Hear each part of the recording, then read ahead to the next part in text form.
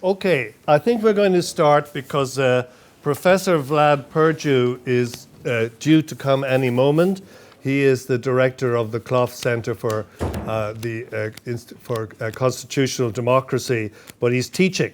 So he's asked me to moderate this session. I'm Dermot Moran from the Philosophy Department, and we're just going to go straight away into the presentations for Habermas's 90th birthday. His birthday was actually on the 18th of June last. So like the Queen, we're giving him a year-long birthday celebration. And he's just about, I'm told, to produce his latest book, Auch eine Geschichte der Philosophie, which comes out on the 11th of November. It's, I think, 1,100 pages long, I'm told. It's something translated either also a history of philosophy or another history of philosophy. You can take your pick. I'm joking. Anyway, our four cards, I'm going to go in the order in which they are on the poster. And that means that the first person to speak is Anne Reichold. She is from the Europa Universität in Flensburg. And I had to look that up. It's so far north, it's actually almost in Denmark. But she's the director of the Interdisciplinary Institute for Environmental, Social and Human Sciences, and has many publications, including on Leiblichkeit and on issues to do with the social sciences and indeed semiotics. She's edited a work in English called The Other, Feminist Reflections in Ethics with Helen Fielding and Dorothea Olakowski. And she's also written on semiotics and inferentialism, on Robert Brandam's work, 2016, and on normativity. Okay, so I'm going to ask her first, and then I'll introduce each one as we come to them. And at the end, we'll have the discussion. So each one will give a 15-minute presentation first. So Anne, please. Yeah. I should add that Anne is visiting professor here at this semester. Good afternoon, and first of all, thank you for this very friendly introduction and also for inviting me as a visiting scholar to Boston College. I'm very happy to be here, and I'm honored to speak on this panel on the occasion of the 90th birthday of Jürgen Habermas. And my topic will be from the social philosophical perspective, Habermas on moral emotions. Philosophy is reflective self-understanding. Habermas reconstructs the historical and normative development of this emancipatory idea throughout the history of philosophy and focuses on the traces of Enlightenment ideas in post-metaphysical thought to this day. In his new book, already mentioned, Auch eine Geschichte der Philosophie, and I was very happy to read parts of that in advance. He characterizes this post-metaphysical human rationality as historically evolved in learning processes, communicative and social in nature, embedded in vegetative ways of life of embodied human beings, and interwoven with an historically evolved social and intersubjective life world. Philosophical self-reflection and self-understanding is methodologically bound to a participant attitude that is extended from a second-person perspective in intersubjective discourse to a we perspective of the first-person plural that ideally aims at a universal self-understanding without leaving the internal perspective altogether. Transcendental reflection under these conditions means reconstruction of the performative and implicit presuppositions of the communicative praxis of everyday life.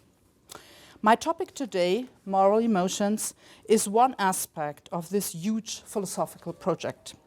Moral emotions can serve as a lens to some crucial aspects of Habermas' social philosophy. Furthermore, an analysis of moral emotions bears the potential to analyze some of the pressing societal questions we are confronted with today.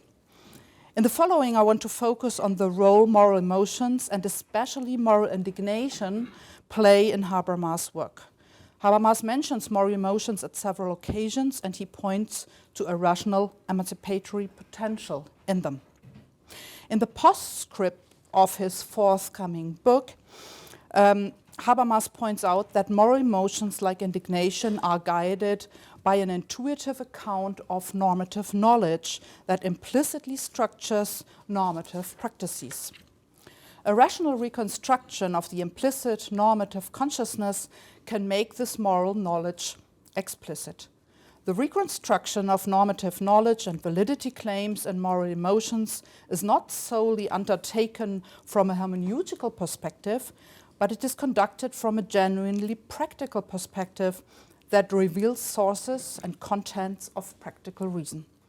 Habermas states that indignation, resentment, and forgiveness, as well as apologies, excuses, and promises for recompensation, express or reflect the normative struggles about validity claims concerning the correct description of what has happened and concerning the norms referred to.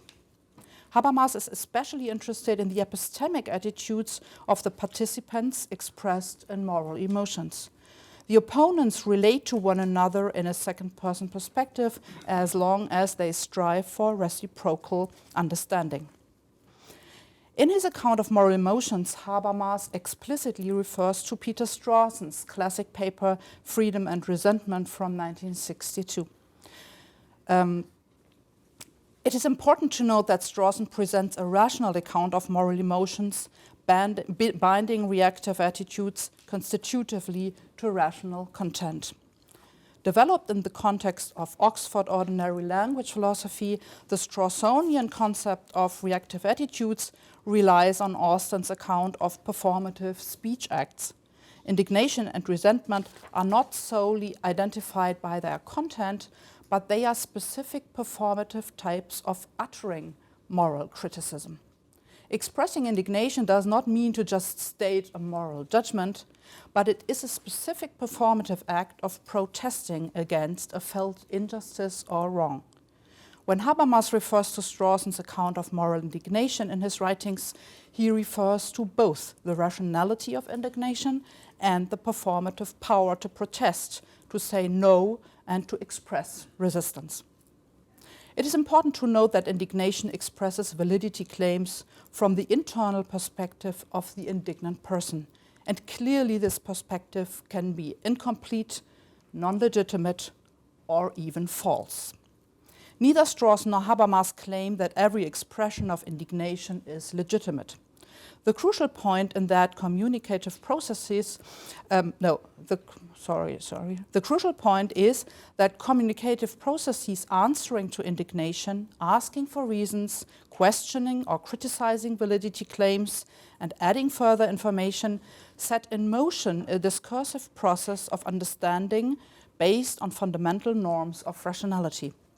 None of the perspectives in this process needs to be utterly right or complete.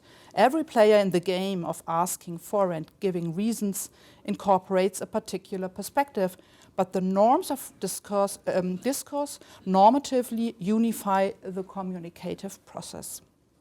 Habermas' interest in a post-metaphysical communicative rationality meets a specific criticism of metaphysics in Strawson, who develops his account of reactive attitudes as a methodological alternative to metaphysical claims in the debate about free will and determinism. Strawson rejects metaphysical statements about the existence of free will or the refutation of metaphysical determinism as, quote, panicky metaphysics, and proposes his approach to morality via an account of practically necessary reactive attitudes. According to Strawson, a web of reactive attitudes, among them indignation, resentment, and forgiveness, form a, quote, general framework of human life. Human life is depicted as essentially social and normative in the sense that humans always are embedded in normative practices. The internal perspective shouldn't be conflated with a purely personal or individualistic approach. Habermas as well as Strawson reject an empiricist psychological approach to moral emotions. Instead, they analyze the constitutive references to social and moral norms in feelings like indignation. Moral emotions co-evolve with social human practice and reflect human answerability to norms. In modification of Putnam, one can say moral emotions ain't in the head. Moral emotions in the above described sense have a quite significant emancipatory potential in moral learning processes. In the last part of the lecture on the occasion of the celebration of his 90th birthday in Frankfurt this year, Habermas focuses on recent social and political developments. He diagnoses a drying out of real discourse in the national public spheres and identifies attitudes of indifference and national ressentiment, and I will say something about this French word in a second, dominating large parts of the public sphere. In this situation, he refers to moral indignation as one possible engine of development of a new political public and the strengthening of an attitude of solidarity that is not yet guarded and institutionalized by politics and law. The leading moral standards of this indignation are human rights. The emancipatory social role of moral indignation lies in its potential to strengthen solidarity in fields in which solidarity is not yet institutionalized by politics and law. One example could be the rising global solidarity among young people in climate protests. Referring to moral standards, the expression of moral indignation in the public sphere can help criticize existing institutional arrangements claiming transnational solidarity. Moral indignation is not only located in a narrow normative sense of indicating violations of existing norms by certain actions, but it can serve as an engine for a more fundamental normative and institutional change. But what about ressentiment? The second term Habermas mentions. Isn't this attitude also resisting institutional realities, pointing to felt injustices, transforming social and political institutions and protesting in an angry and indignant way? Habermas refers to this rise of ressentiment, but he normatively and conceptually distinguishes ressentiment from moral indignation and its types of no statements and resistance. So where exactly is the difference? I want to try a first sketch of an answer in the remaining part of my contribution. In this, I want to refer to Max Scheler.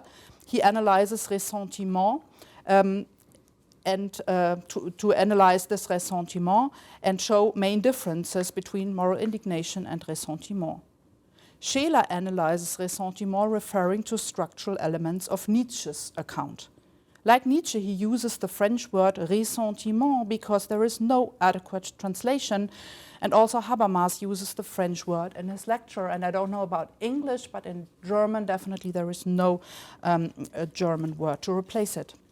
Ressentiment essentially is an attitude of wanting revenge and carrying a grudge, according to Scheler. Anger or having a grudge are not transitory feelings leading to action, resolution, or protest. On the contrary, ressentiment is characterized by a fundamental suppression or inhibition of actions due to feelings of inability or impotence to act. Scheler points out that ressentiment must be, quote, clearly distinguished from the impulse for self-defense, even when the reaction is accompanied by anger, fury, or indignation, end of quote. In ressentiment, the immediate reaction is postponed, whereas moral indignation serves as a motor of change and motivates individuals or groups to act and protest. Ressentiment develops its attitudinal force by suppressing actions. The outside is constantly regarded as evil or enemy. Whereas indignation in the Strawsonian and Habermasian sense is a communicative attitude that aims at understanding and solving normative struggle, ressentiment searches for objects of revenge. In contrast to indignation that is directed towards specific objects and events that give rise and reason for indignation, ressentiment is decoupled from real objects and facts. It is a general attitude that does not directly react to objects, but that is manifested over a long time and whose objects are quite indefinite. Ressentiment is largely decoupled from the level of facts and events, hardly reactive to arguments and thus hardly modified. So far, the distinction between ressentiment and moral indignation seems to be clear as glass. On the level of systemic or institutional frames that host and strengthen ressentiment, the distinction becomes less clear-cut. Whereas there is no clear link between ressentiment and facts, there seems to be a constitutive link between ressentiment and general structures of societies. The feelings of impotence and powerlessness that are constitutive in ressentiment reflect, at least potentially and vaguely, structures of power asymmetry and inequality in societies. Scheler describes ressentiment as a reaction to the simultaneous existence of social structures of inequality and injustice and the normative claims for equality and justice. Quote, "Ressentiment must therefore be strongest in a society like ours, where approximately equal rights, political or otherwise, or formal social equality, go hand in hand with wide factual differences in power, property, and education." End of quote. At this point, a normative ambivalence in the concept of ressentiment is visible. On a structural level, ressentiment seems to arise especially in societies of social and economic injustice. These injustices are not the object of moral indignation, though, but they fuel ressentiment without being hit or addressed by it. A felt powerlessness to answer these injustices leads to a decoupling of criticism, and ressentiment becomes productive in an ideological way. Nationalistic or racist or misogynist values are created, and with this, collective enemies. The simultaneous existence of claims for justice and equality on the one hand and power asymmetries on the other, that Scheler diagnoses from a philosophical perspective, seems to be covered or hidden by ressentiment ideologies. They are directed against minorities producing narratives and myths that lead to a felt superiority over even weaker parties in society. Ressentiment, thus, is an ideological projection that in the thirst for revenge leads to a certain amount of satisfaction and joy and a feeling of power for those who are part of the ressentiment movement. The satisfaction is mostly decoupled from the societal inequalities that remain uncriticized. It is this decoupling of ressentiment ideologies and factual societal and capitalist injustices that might lie in the background of Habermas' diagnosis of a drying out of public discourse and a filling up with attitudes of indifference and ressentiment. In some respect, the role and attraction of ressentiment in recent societies is reminiscent of the Marxian interpretation of the role of religion as an opium for the people. The state and the society produce ressentiment as a false consciousness. Ressentiment ideologies make the people forget about their powerlessness and social injustice. Instead, they enjoy impulses of revenge and anger, as well as certain solidarity among the own group. When Marx views religion as an expression of suffering and a protest against it, this might be said about ressentiment as well. In an inverted way, ressentiment expresses the suffering from social injustice and a certain power to protest. Seen this way, ressentiment seems to be linked to moral indignation, at least in some respect. Thank you very much. Thank you. Okay, and then thank you very much. Our second speaker is well known to you all, David Rasmussen, who's been a member of our faculty here in Boston College since 1968. He spent time with Habermas in the 80s in Frankfurt and has published quite a number of books on Habermas, including Reading Habermas, the Handbook for Critical Theory, and then I think 8 volumes of studies of Habermas with Sage. So I leave him to. Yeah, a lot of my life has been associated with Jürgen Habermas. I suppose everything goes faster than we think, so it must have been 4 years ago, I think it's about 2 years ago. Anyway, Habermas made the list of the 100 most important people in the world, okay. And then the discussion said, the problem is reading Habermas is like eating ground glass. Therefore, it's pretty hard. I don't know how many people have had some internal experience of Habermas, but it's pretty hard to figure out what this guy was up to. He's an amazing guy. There's a school called the Frankfurt School in Germany, which is made up of a group of very famous. Well, it started with I have a book on that. It started with somebody who thought that they should teach Marx, institutionalize Marx in the university, and that's what they did. That is, they came up with a kind of theory which is called critical theory, and it had brilliant exponents. And Habermas was a student of one of those, Theodor Adorno, and then carried on to what we now call the second generation. I mean, he really is the second generation of critical theory, although there are a number of others associated with it. Just to finish the ground glass analogy, a few years ago, he gave a talk, the Tanner Lectures at Harvard, and they were in the Sanders Theater, and the Sanders Theater was filled up. And so he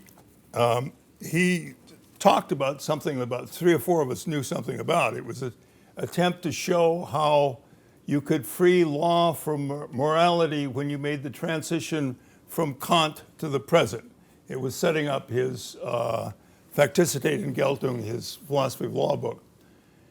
And of course, there were 1,000 people there, and to be around him is like to be around a movie star. You just kind of, they flock around, and they're always, would you sign this book? And he's very apologetic, and he says, I'm sorry, I have to sign this book, and so on and so forth.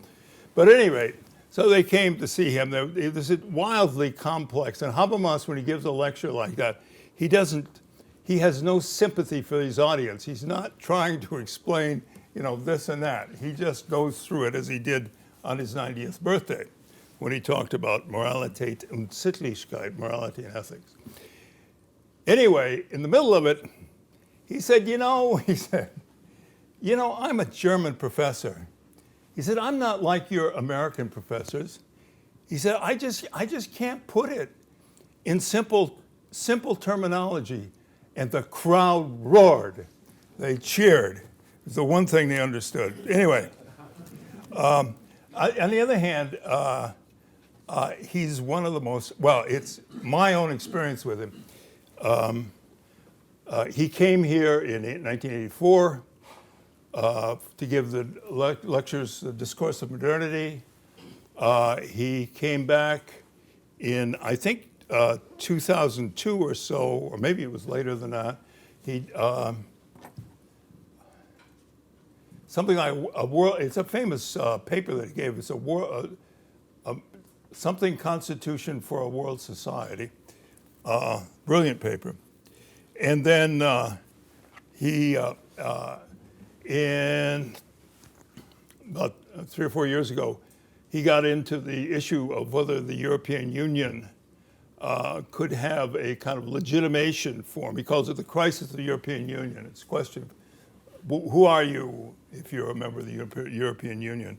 And he gave one of the subsequent papers to a book that he wrote on the crisis of the European Union. I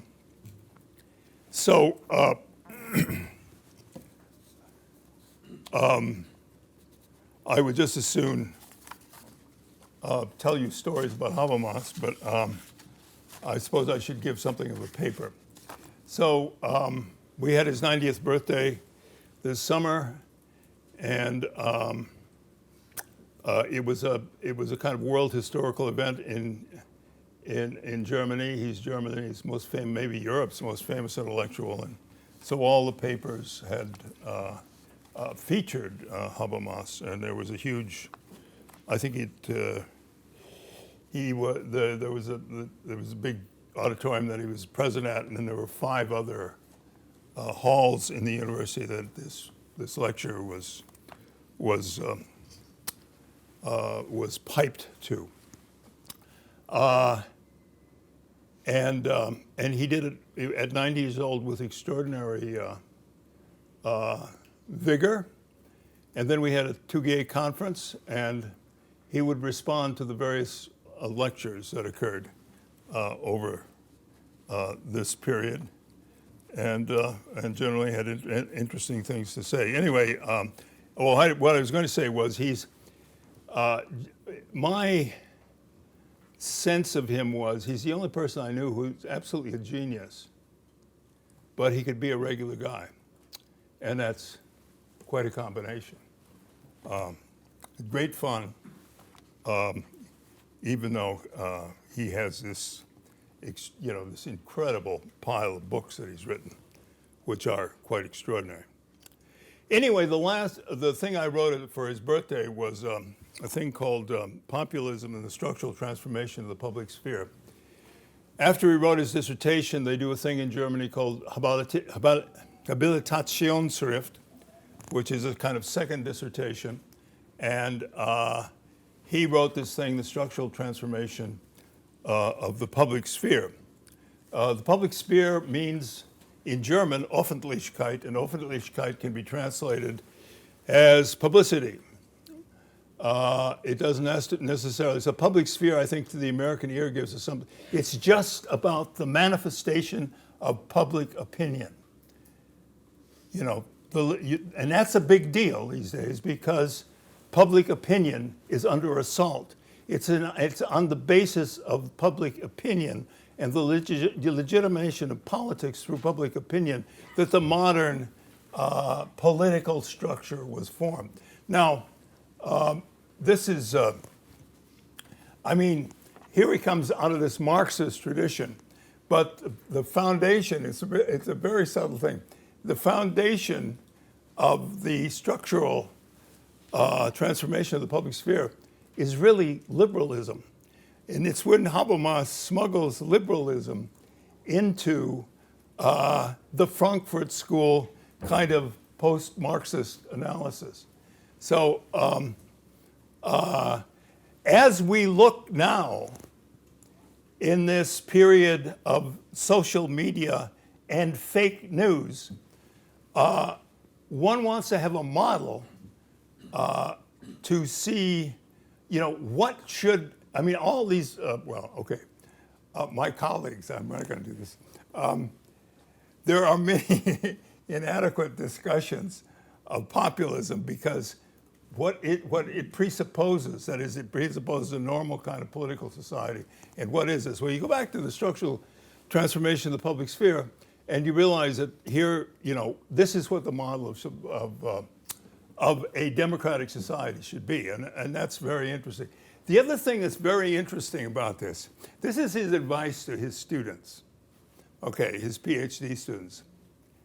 You got to have a thread. And once you get the thread, you can figure out what your next book and your next project and your next thing is going to be.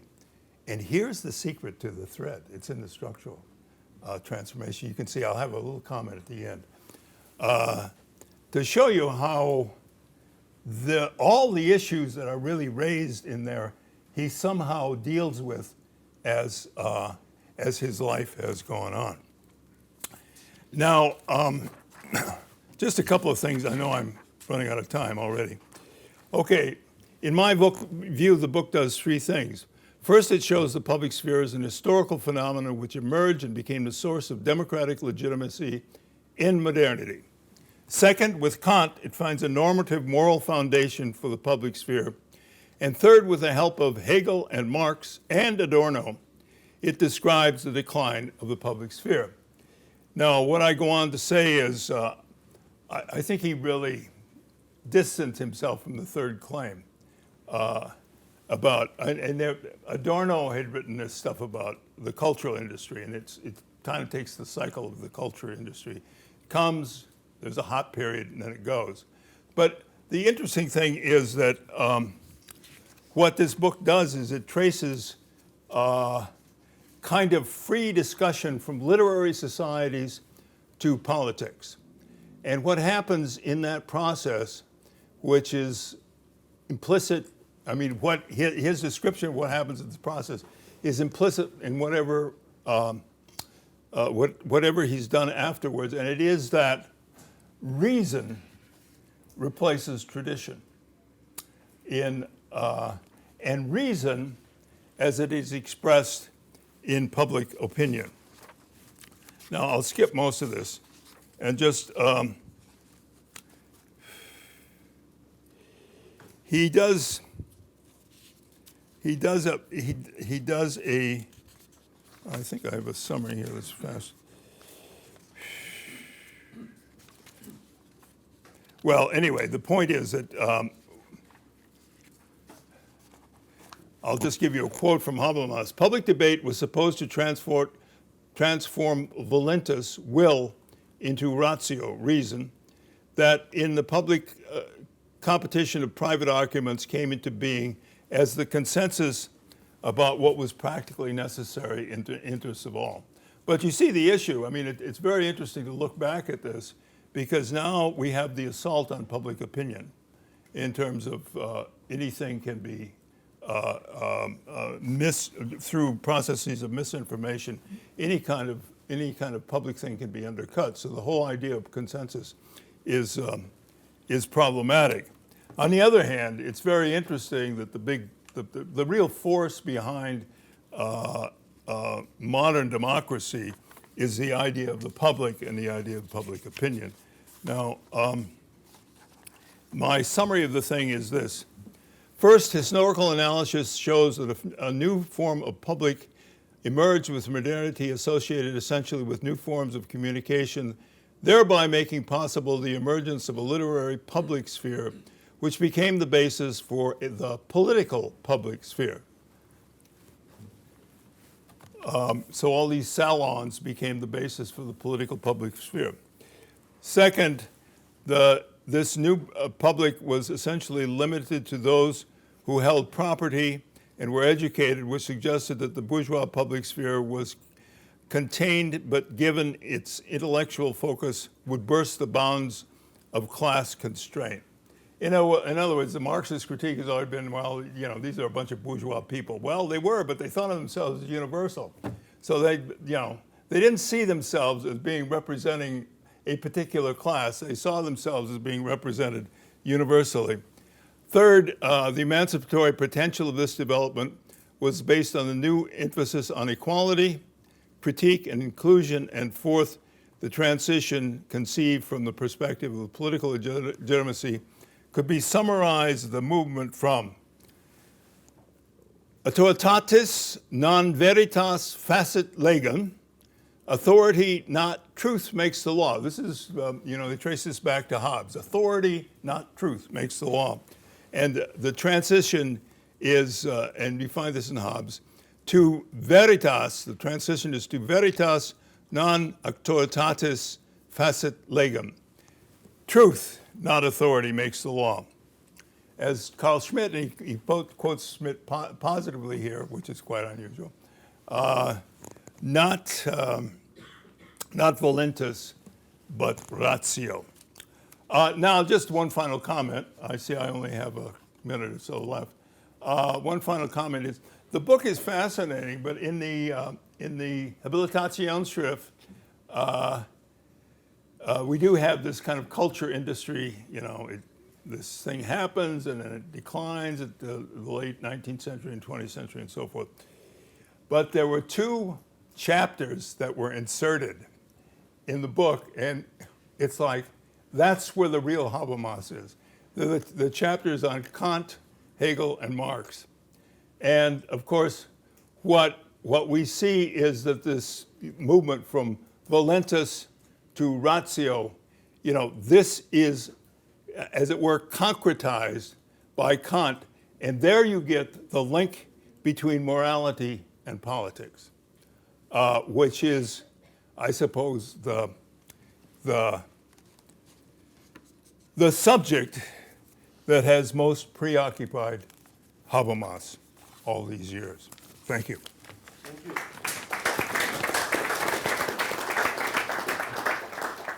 Thank you, David. Well, our next speaker is Professor Hauke Brunkhorst who is the head of the Institute of Sociology at the University of Flensburg. He is also a doctor from the Frankfurt School, having graduated with his PhD from Frankfurt. He's been visiting professor at the New School for Social Research and has a number of publications in English, including Adorno and Critical Theory, Solidarity, From Civic Friendship to a Global Legal Community, and 2014, Critical Theory of Legal Revolutions. Okay, thank you.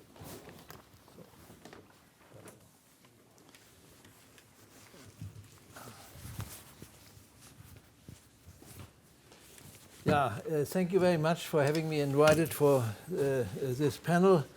I have given a small title, The Absolute in Social Evolution. Already at school and in the communist bookshop of Gummersbach in the Rhineland, in the late 1940s, Habermas has read Heidegger's Sein und Zeit, also Being and Time, and the works of Karl Marx in the Gummersbach communist bookshop, and Sein und Zeit from another bookshop. This led to a combination of Heidegger and Marx similar to that of the early Marcuse in the late 1920s and early 30s, from which you can find trails in the already in the dissertation, which has a first beginning of nearly, I think, the first 100 pages or 80 pages are about Marx, the early Marx. On this basis, Habermas wrote his PhD thesis on Schelling, das Absolute in der Geschichte, das Absolute und die Geschichte, the Absolute and History. Two ideas of Schelling's philosophy of history, and especially his Weltalterlehre from the early 1810s, became important for Habermas. First, the highly speculative idea of dialectic based on the Gnostic materialism of Jakob Böhme, Böhme's Protestant version of the Jewish heterodox doctrine of creation through an organic self-contradiction of God. Second, a kind of anticipation of left-leaning young Hegelian criticism of Hegel's absolute idealism in Schelling's early philosophy of history. One could say that Schelling, in a way, was the first young Hegelian in advance. Yeah, so earlier already than Hegel himself has written his most important works. So Schelling was a couple of years younger than Hegel, but he became at school the teacher of Hegel. Yeah, so he was very influential for the Hegelian philosophy. Later they came asunder, so as ever in these stories. This latent young Hegelianism of Schelling still triggered enthusiastic reactions by Kierkegaard, one of the many young Hegelian students, Søren Kierkegaard, one of the many young Hegelian students who visited the late Schelling's lecture course in Berlin, 1843. Finally, Kierkegaard wrote in his notebook, finally, after a boring first lecture now, in the second lecture came the word we all were waiting for so longingly. Wirklichkeit, reality. And that was indeed the catchword here for the entire movement. In a way, the title of his dissertation covers the entire, of Habermas' dissertation, covers his entire work and entails its basic idea. First, there is no absolute or unconditioned or idea in the Platonic sense or God in the Christian sense, etc. And if there is any, it is exclusively in history. The second half sentence is a research program that finally, after the linguistic turn of the early 1970s, leads to the theory of absolute and unconditioned claims to truth justice, and authenticity, which were already mentioned by Anne, which are not co-original with humankind, not co-original with humankind, but with human beings' communicative use of language. Yeah? Before humans started to talk, there was a long period, yeah? Longer than, or maybe as long as our entire period from then on, yeah, was. So one does not really know it.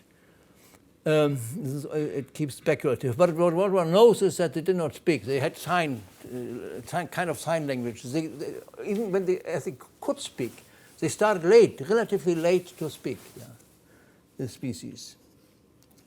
The latent young, the second, these claims for unconditioned truth are situated in every informative, imperative, and expressive speech aid, as in everyday language. The unavoidable use of unconditioned truth claims is the insofar conditioned product of the social evolution that may change every day for the better or for the worse. For example, by genetic manipulation, about which Habermas has written also, late Habermas has written a book, and latest will disappear with the evolution of talking and working animals. So it is historical.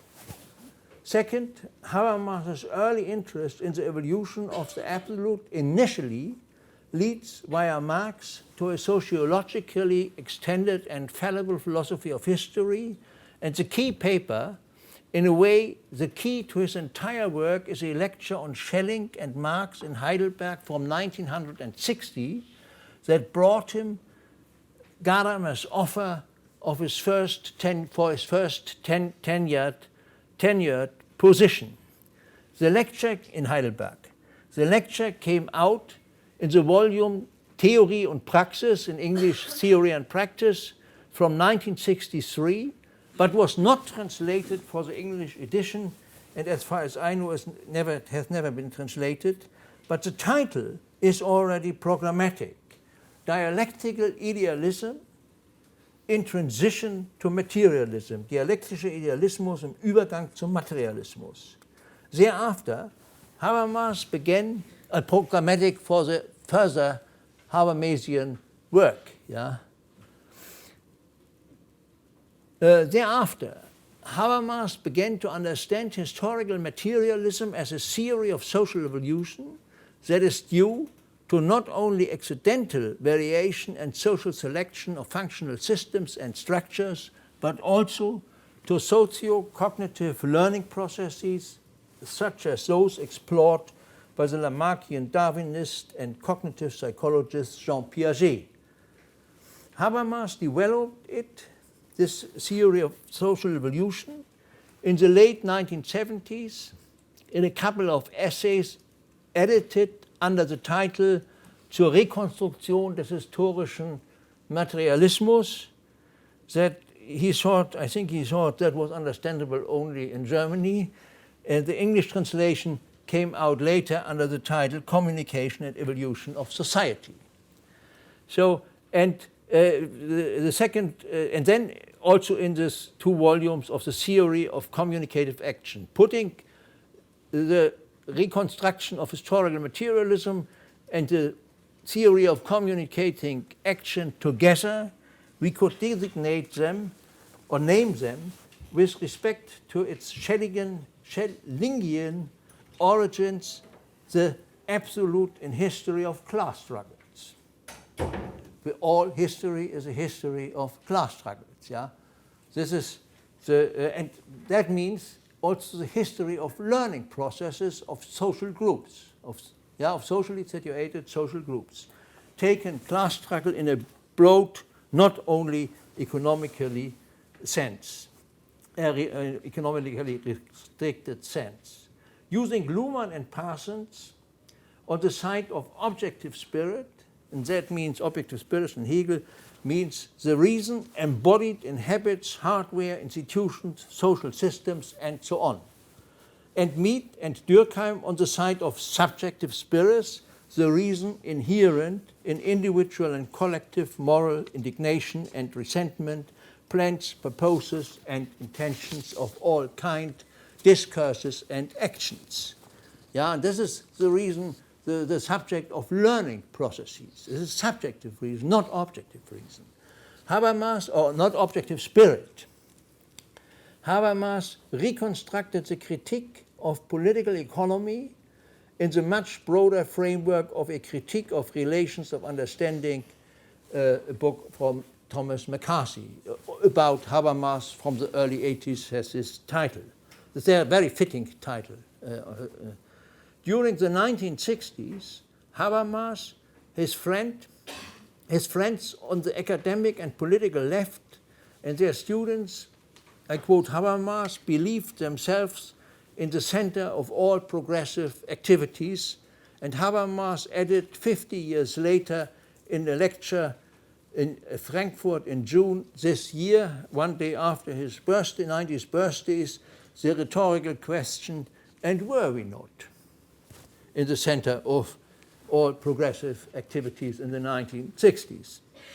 Habermas' books and initiatives of the 60s all became or corresponded deeply with the catchwords of the students' movement of 1968.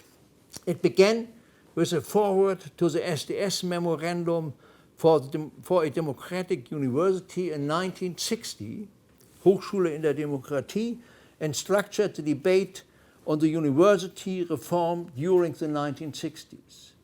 It followed 2 years later the word that was most important for the entire students' rebellions, and David had mentioned, had talked about it already, the public. And the depolarized public of the structural transformed public sphere that had to be repoliticized. Yeah? Politicization was another catchword that also was not from Habermas, but Habermas had used it very early, yeah, at that time. And it corresponded to this movement. So he was influential in Germany. He was very influential at that time, not in the United States at all. Nobody knew him.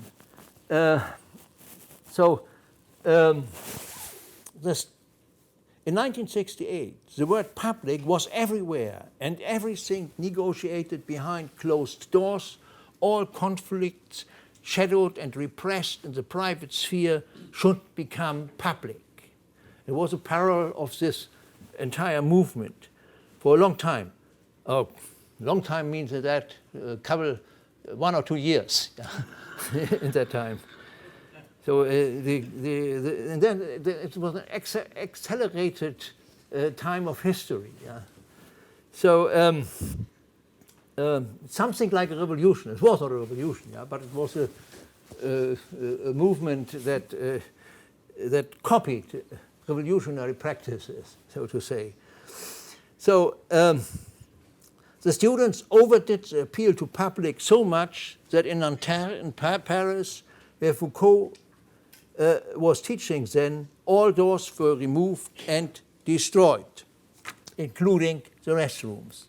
In Kiel, where I studied, the students were less radical, and an elder student gave the book of Habermas, gave me the book of Habermas and suggested to read the chapter called From the Art Reasoning to the Art Consuming Audience. After that, I read the chapter on culture industry, David mentioned it, of the dialectic of enlightenment, and the other chapters and all I could find of critical theory. Already in 1963 came a volume with essays out that anticipated the turn of the students' movement to Marxism already in the conjunction of its title, Theory and Practice. Then came the critique of positivism and technocracy in the 1968 volumes, Knowledge and Human Interest and Technology and Science as Ideology, and the not yet translated 1971 debate with Luhmann under the title Theory of Society or Social Technology. In 1971 followed a sound critique of late capitalism under the title Legitimization Problems of Late Capitalism, that immediately was supplemented by a seminal volume of essays of Klaus Offe, then still Habermas' assistant, under the title Structural Problems of the Capitalist State. Habermas and Offe's now even more valid thesis that capitalism without democratic steering and control of a state that is at least not only capitalist but also democratic might cause not only legitimization problems but a veritable legitimization crisis. If such a crisis breaks out, Habermas is speaking in his book in the title of legitimization problems, not of a legitimization crisis. And the reason is this: if such a crisis breaks out, and it seems that we are now facing such a crisis, it can be solved only through some kind of, or at least strong elements of democratic socialism. That is the thesis of Habermas. Otherwise, it becomes a revolutionary crisis for the good or for the worse, which is much more probable now. Knowledge and Human Interest is an interesting book, not only because it states initially and tries to show that epistemic criticism is possible only as a critical theory of society, but also because it anticipates the later theory, Habermas' later theory, that philosophical developments are intellectual, often academically specialized learning processes which nevertheless reflect and even trigger socio-cognitive learning process of the entire, or can trigger, of the entire society. Habermas has explained this idea in the debate between philosophers and prophets, church fathers and reformers in the history of Western philosophy, in his latest book, auch eine Geschichte der Philosophie, this two-volume book. Since the late 1960s, Kant played an increasing important role in Habermas' philosophy. However, he became never a neo-Kantian who sticks to the anti-dialectical dualism of genesis and validity, Genesis und Geltung, with which the brain of every German student of philosophy is colonized in their first class at a philosophical department. Despite his recognition of the exceptional position of Kant and his harsh criticism of all Aristotelian, Hegelian, Marxist theories of the good life, and his intransigent defense of Kant's deontological morality, Habermas ever remained a Hegelian Marxist. However, he understands, as his latest book and the already quoted lecture in Frankfurt this year, noch einmal, Moralität und Sittlichkeit, once again morality and ethics and ethical life. It is available at YouTube, shows Kant's theory. It was, by the way, a lecture course. The lecture was the biggest lecture hall in Frankfurt with 5 or 6 lecture rooms, was full, stuffed with people. There were 5,000 people there. Yeah. Was with television in all rooms. Yeah. So it was an amazing and some way absurd enterprise. So this lecture shows Kant's theory as a living system that learns from all later born generations. And this is the very point of his philosophy of learning process and history. Kant's path-breaking insight in human autonomy that we are free if and only if we bind ourselves voluntarily, as Marx says, aus freien Stücken. It's over? Yeah, I'm afraid. Okay, I have one. I've only. I finished this paragraph. Yeah, okay.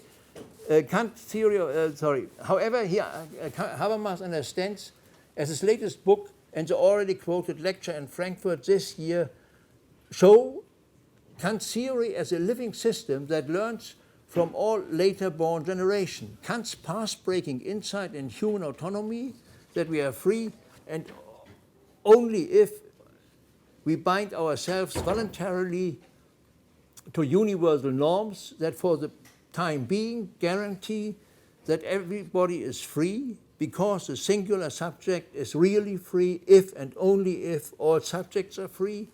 Habermas reads Kant's concept of autonomy after Kant has read Hegel and Marx. In his lecture, he performed a counterfactual, progressive hermeneutical reading of Kant, Hegel, and Marx that tries to improve the lasting insights of Kant, morality, autonomy, by reading him as a, I quote, Marxist enlightened author who maintained right in comparison with Hegel after he had learned sufficiently enough from Hegel. This way, Adorno and Horkheimer already had read Kant, Hegel, and Marx. In a similar way, Adorno has heard Beethoven after Beethoven has heard sufficiently enough of Schönberg. Therefore, Adorno can hear Beethoven as he never was heard before. The result of such a synthesizing reading or hearing that improves an author or composer by new and enlightening insights and innovations which are beyond his or her time horizons is doing critical theory of society. Thank you, and sorry for being a little bit too long. Thank you. Right. Our last speaker is Frank Michelman of the Harvard Law School. He's Professor Emeritus at Harvard Law in Constitutional Law. He's published on Brennan and Democracy. He's a Fellow of the American Academy of Arts and Sciences and past President of the American Society for Political and Legal Theory, Legal Philosophy. He's published on constitutionalism and on human rights, including on John Rawls, and is a specialist on South Africa and Israel, among other things. Yeah. Thank you. I'm going to start with a complaint that the philosopher Bernard Williams made against the political theorizing of John Rawls. Williams charged Rawls with an error of what he called political moralism. Political moralism.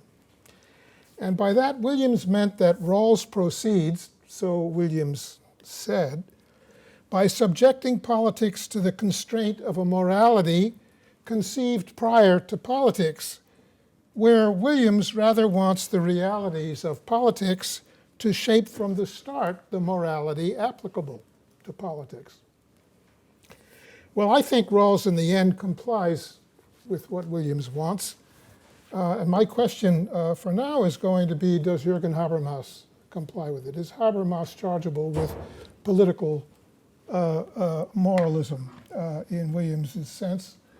And if Habermas escapes the charge, how does he? Well, I see two ways to answer that he does escape it. The first way lies through a familiar and compromisingly instrumentalized idea of political legitimacy, which you can find in the work of Habermas on law. The other way lies through an idea of legal validity that's more distinctive of Habermas and that tacks between Williams's two shores of reality and morality, or as we might say, of fact and reason. Legitimacy first. What is legitimacy and why does it matter? The legitimacy of a legal rule, says Habermas, consists in whatever perceived attribute of the rule extends to its addressees a possibility of following the rule, as Habermas says, out of respect for the law. And why does that matter? Well, one reason given by Habermas is that levels of actual compliance with the rule can be expected to vary with addressees' beliefs in, these are his expressions, beliefs in or suppositions of that quality in the rule of deservingness of respect. Habermas says, the less a legal order is legitimate, or at least is considered as such, the more factors such as intimidation, the force of circumstances, custom, and sheer habit must step in to reinforce it. So when Habermas writes towards the close of Between Facts and Norms, a book that I'm going to henceforward call by its initials, BFN, when Habermas writes that the democratic procedure for the production of law forms the only post-metaphysical source of law's legitimacy, we might read him as saying that an appearance of the law's democratic procedural genesis is the only thing that these days will cause citizens of widely varying philosophical and moral outlooks to consider that law deserving of respect. And that might all then seem to be pointing towards a highly instrumentalized concept of legitimacy, given that the stability of a positive legal order is for anyone and everyone a prime social desideratum, and given further that stability is dependent on a certain kind of widespread motivating effect from the order's positive laws, and given finally that an appearance of the democratic production of the laws is our only post-metaphysical recourse for the generation of such an effect, sustaining such an appearance had better be our course. Now, that's a real argument. And it would leave Habermas easily safe from charges of political moralism. It would be something rather the opposite of political moralism. Political realism with an exclamation point.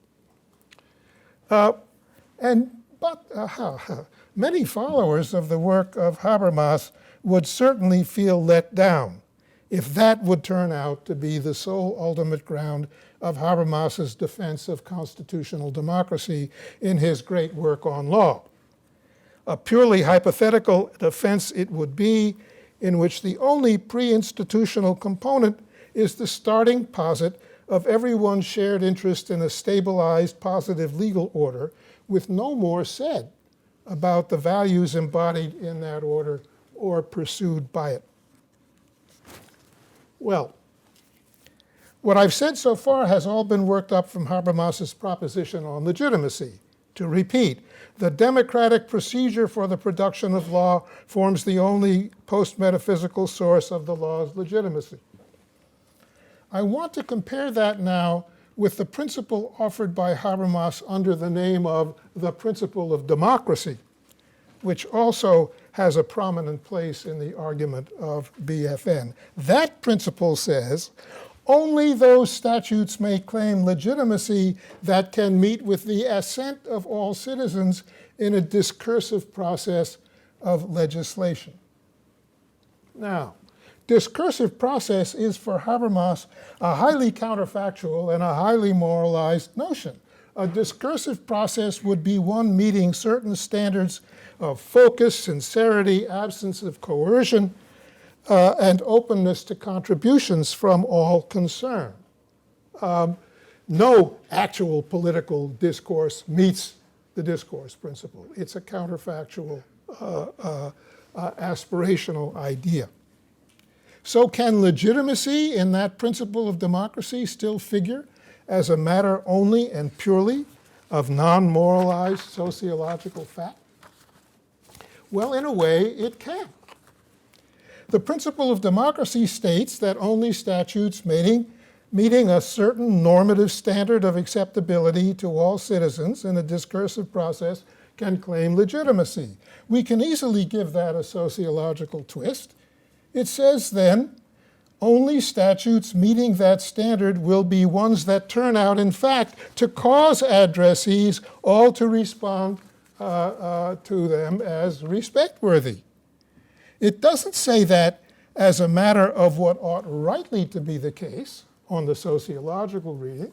It says it as a statement of what is in fact the case.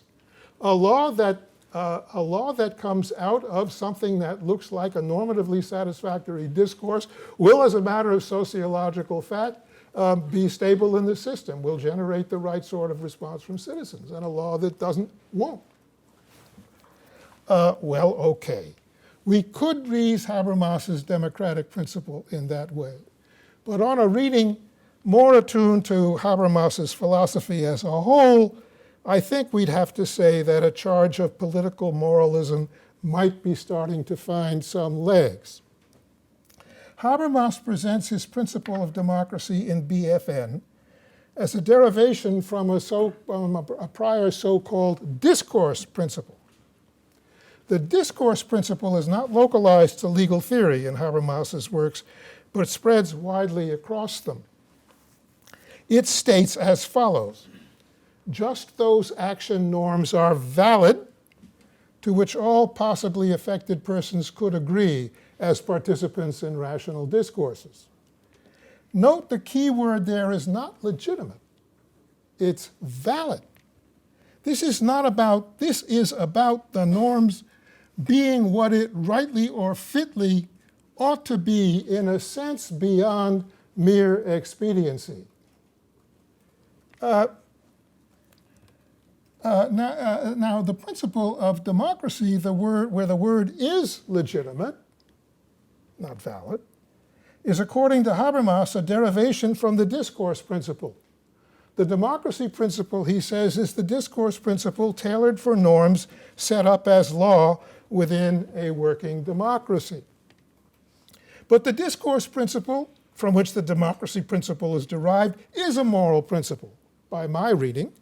And so at this point, a seepage of morality into Habermasian legitimacy is becoming pretty clear. So, do charges of political moralizing then await? I think Habermas, to his credit, avoids them. Moral in content, as the discourse principle, and by derivation the democracy principle may be, these principles are not framed by Habermas as expressions of a reason or a reasonability antecedent to and external to social facts. Habermas does not explain or justify in that way the hold-on-ness he insists these principles have. He presents them, yes, as explications of what he calls a moral point of view. It is not, however, a view that reason independently posits or discovers. It's rather one that philosophical reflection develops and confirms from, as Habermas says, a perspective that it encounters in society itself. It's not the moral point of view, full stop. It's rather, says Habermas, the moral point of view from which modern societies are criticized by their own social movements. It's the point of view from which citizens, mutually and democratically recognized as free and equal, seek validation for resolutions of matters that they see must be settled among them, but over which they disagree. That is to say, the matters taken up in politics. It's also, argues Habermas in BFN, a point of view whose presence among us finds confirmation in a rational reconstruction of our own historical, constitutional, democratic practice and self-understanding. A lot of BFN goes into that rational reconstruction. Well, I can take here a page from a recent book by Gordon Finlayson. Habermas's discourse theory of law, writes Finlayson, limits itself to explication of the conditions under which a democratic constitutional state conducts its functions when it functions as it should. Now, that as it should so I take the Habermasian teaching to be, lies not in the stars, but in ourselves. It lies in the depths of the language, in the depths of the vocabulary of ideas by which we constitute the world. We of the democratic heritage constitute the world, including ourselves and each other, as free and equal subjects under reciprocal obligation to treat one another as such.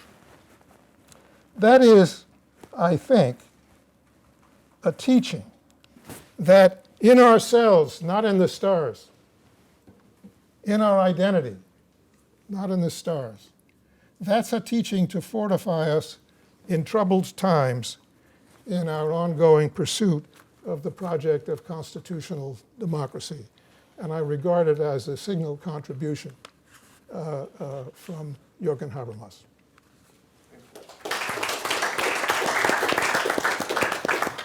Okay, thank you very much. I think we have some time for questions. I maybe will go directly to the floor rather than asking the panelists to comment on each other. Yes, at the back, please. Yeah, so given that it's the 90th anniversary, of Habermas, and say, that most of the audience is undergrad. If you're undergrad, by the way, I'm very curious as to what brought you here. Like, it's inexplicable to me why you guys would be here. The sort of one thing I'm curious about is the plausibility, like the historical importance Habermas has.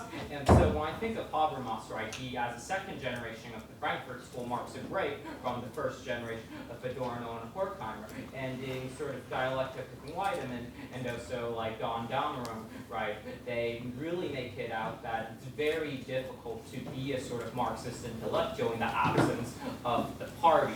And so, and of course, Habermas in some sense breaks with the sort of Leninism of, say, Adorno and Horkheimer. And so given the sort of historical events that transpired with the crack up of the New Left going from the 60s into the 70s, and also the transition from, like, say, Keynesian Fourth Estate to neoliberalism, I guess in light of these events, why do you guys, would you guys consider Habermas's, theories and his break from first generation Frankfurt School to be historically necessary?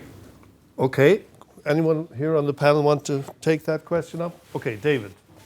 Yeah. Well, if you look at it from the point of view of the early Frankfurt School, which you seem to have some knowledge of, what Habermas does is he brings the whole Frankfurt School orientation up to date.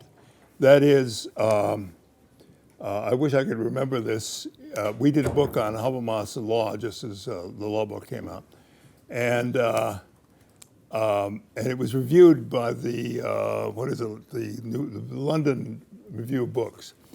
And this analytic philosopher said, well, you look at Sartre. I mean, what's Sartre, And then you go and Derrida. I mean, Derrida. Who would read Derrida? And he goes on in this arrogant way, and then he finally says, well, Habermas is like a one-armed paper hanger, But Habermas was somehow legitimate. Well, the point being that he'd updated the Frankfurt School and dealt with issues of contemporary philosophy. The German code word for that was going from a philosophy of consciousness to a philosophy of language. But he grounds, and this is relevant, it seems to me, that the argument that Frank just made, that he grounds in speech act theory. And in any case, people read Habermas in ways that they never read Adorno, Horkheimer, etc. And that's I think, one of the real significances of Habermas's work. I'm a literature teacher, and I'm interested in the play of discordant voices and mindsets in what I'd call postmodern literature. So I come to Rawls and Habermas seeking a theory of a public discourse that can negotiate discordant voices and so forth. Okay, but I have two impressions and I ask to be corrected. I have the impression that both thinkers were criticized at one point for, in fact, excluding the religious voice and mindset, privatizing it or pushing it to the side when it came to the final secular deliberation. And then I have the impression, second impression, that both thinkers responded to this sort of criticism and tried to modify their theories to accommodate more adequately the religious. So I'd like you to correct me. Maybe I'll ask someone here to. Yeah, Frank first. Since you mentioned Rawls. The criticism that you report has certainly been made. I'll take Rawls, that Rawls has somehow or other sidelined religion as a major dimension or factor in producing a theory of right conduct of politics. In his first big book, The Theory of Justice, Rawls certainly didn't overlook religion. He made freedom of religion, freedom of conscience, a basic liberty that any legitimate government would have to support and respect. He didn't draw his the substance of his theory from a religious starting point, from a theological starting point, or from a starting point of faith. He treated faith as a human concern, a human proclivity, and a human concern that would have to be duly respected by any acceptable state. And in so doing, of course, he was following very much in the American tradition, the American constitutional democratic tradition in which he had been brought up. Then he went up with objections. You're not giving due weight and due effect to the special kinds of claims that faith makes on human beings in society. And over a period of time in which he wrote a series of essays, he eventually collected the guts of all of them in a second big book called Political Liberalism, in which he brings to the fore a consideration that he hadn't featured strongly in A Theory of Justice, what he called the fact of reasonable pluralism, that there are in society a variety of conflicting, but all of them reasonable, comprehensive religious, metaphysical, and moral views. And any theory of justice, any conception of justice, has to make allowance for a fact of disagreement that cannot be suppressed, that cannot rightly be suppressed by a claim that one of those points of view is correct and the others are merely to be tolerated. And so a series of modifications of the theory and the arguments supporting them occurred in political liberalism. And that, I think, abated some of the criticism, but not all of it. What remains is that the starting point for Rawls is outside of faith. It's a starting point that treats faith, again, as a fact of major, perhaps dominant importance in the societies with which it deals, but it does not proceed from faith. Now, if that's the complaint, then Rawls stands guilty as charged. And Habermas, I think, would equally stand guilty of that charge. And that's because, and this in a way, this would be a part of the answer I would give to the preceding question for myself. This is because Habermas and Rawls both come in their legal theorizing, in their political theorizing, in their constitutional theorizing, both fall within the ambit of, in a broad sense, a liberal view. Habermas is not just a son or grandson of the Frankfurt School. He's someone, from my point of view, engaged in a critical defense of liberalism in the broad sense that I have in mind. And that's why, to me, he's a figure of special interest and importance, because because his critical approach to a defense of liberalism brings insights and supports that are very important. But he's a liberal in that sense, and Rawls is a liberal in that sense, and so there's a limit, a boundary around the extent to which they can satisfy the kind of worry, concern, genuine, heartfelt, as it plainly is, to which you're pointing. Could I just add to that just one thing that, I mean, Habermas himself acknowledged that his initial starting point was more Marxist in relation to religion, you know, and it came as a surprise to him, the resurgence of religiousness in modern societies. So he felt he had to adjust his views to that, so to a degree. There are two texts that are worth looking at. One is Rawls' idea of public reason, where it's the last paper he wrote, and it's the most accommodating to religion. And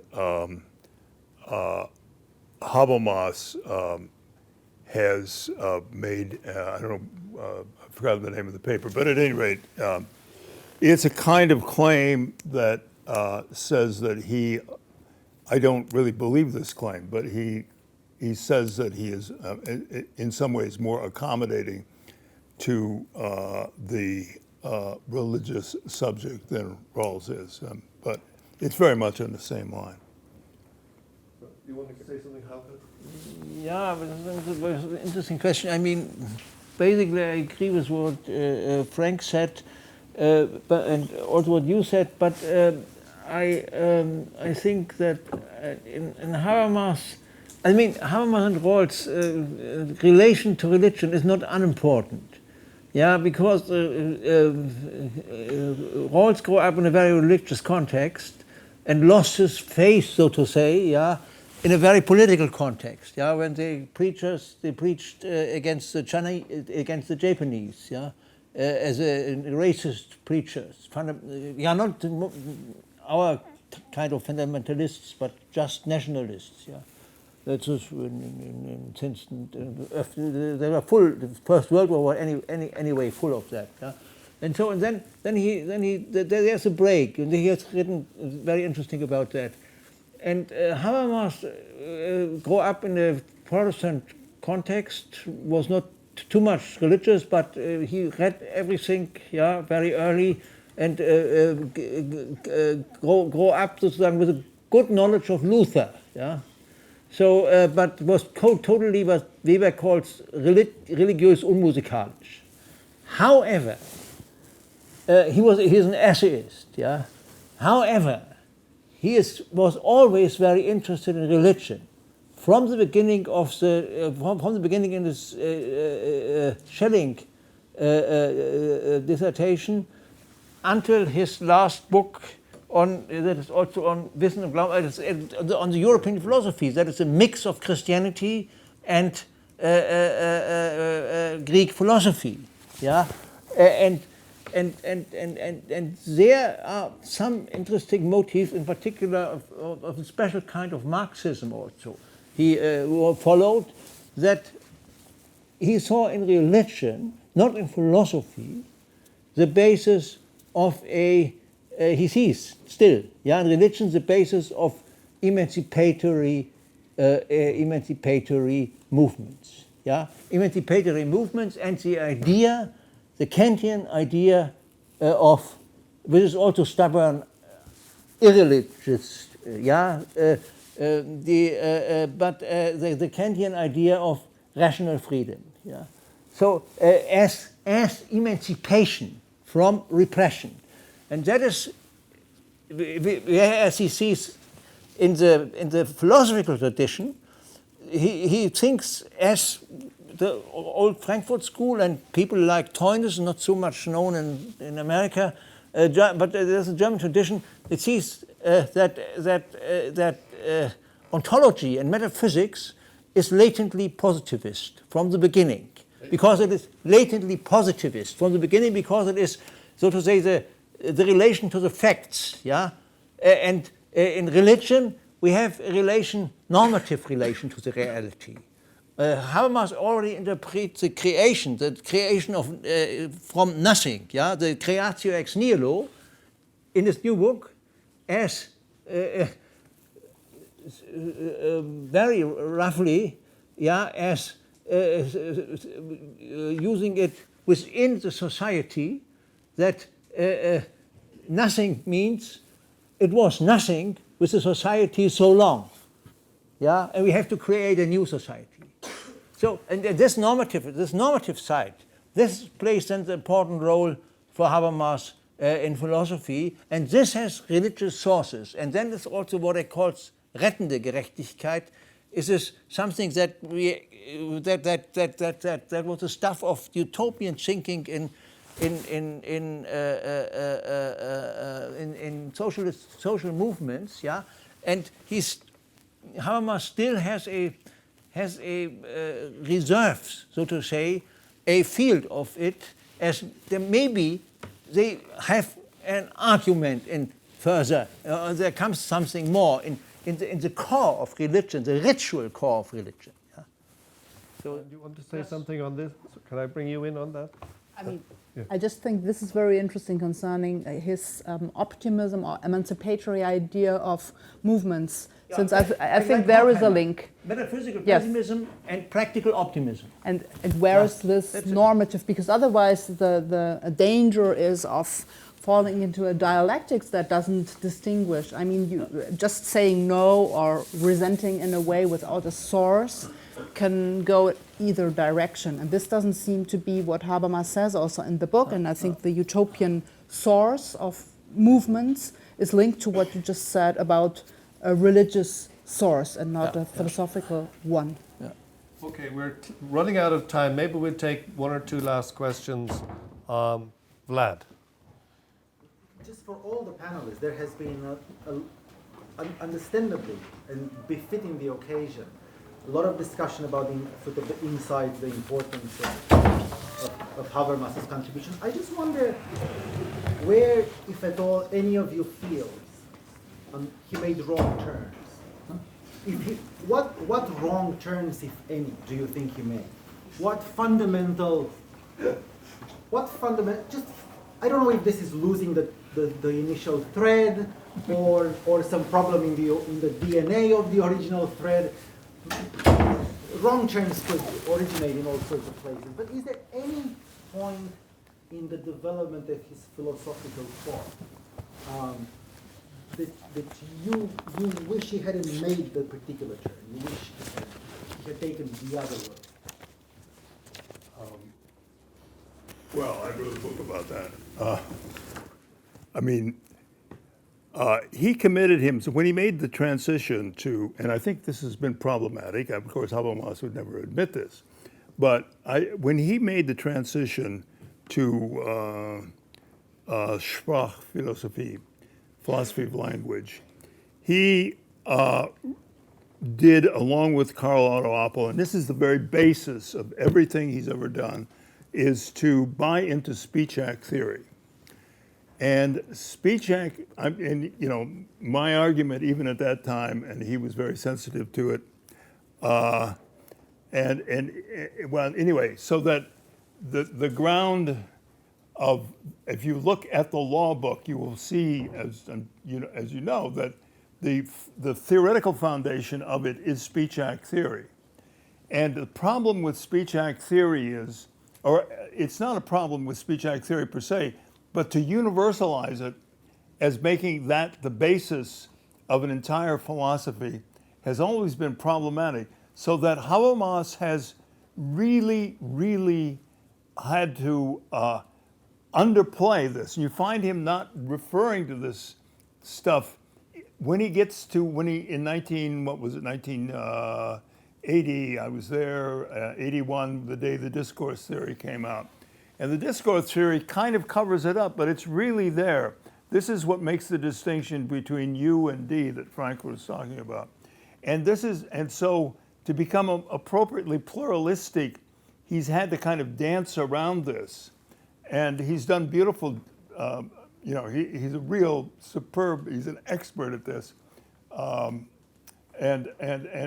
But But I think this is problematic, and I don't know that on the other hand, as someone said, the chance to go to his 90th birthday was like the chance to go to Hegel's 60th. I mean, you won't see somebody like that again for a long time. So what I would say is, in a way, I don't think it's a turn he took, but what is very striking reading this now is that he refers to philosophers, men. So from a feminist or a women's perspective, it's a tradition, which is a classical feminist criticism that is prolonged also in the new book. Look at whom he quotes. It's men, it's the traditional men. It doesn't mean that you cannot twist it around. This is not what I would like to say, but in a way, the traditional criticism on a universalist perspective that is maybe covering differences and injustices in a way. So I think this is something I don't think it's a turn he took, but it's a very traditional approach from this point of view. Well, I can give you two short answers. One short answer is that in BFN, he characterized me as a communitarian.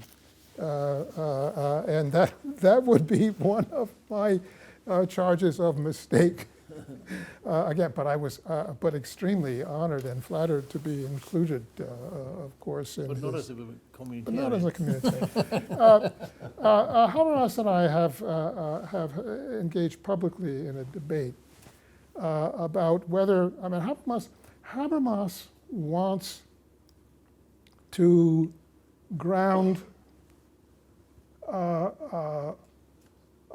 politics, right politics, valid politics, in sort of deliberative democracy all the way down, with no pre-democratic foundation, no pre-democratic starting point. At least that's been my reading. I think, just we were talking a little while ago about some limits, some boundaries around these philosophies. Well, that's, for me, a boundary around, broadly speaking, liberal political philosophy. At some point down there, you've got to start with a notion of rightness or fitness or suitability that doesn't come out of a democratic deliberation, but that structures and constitutes a democratic deliberation.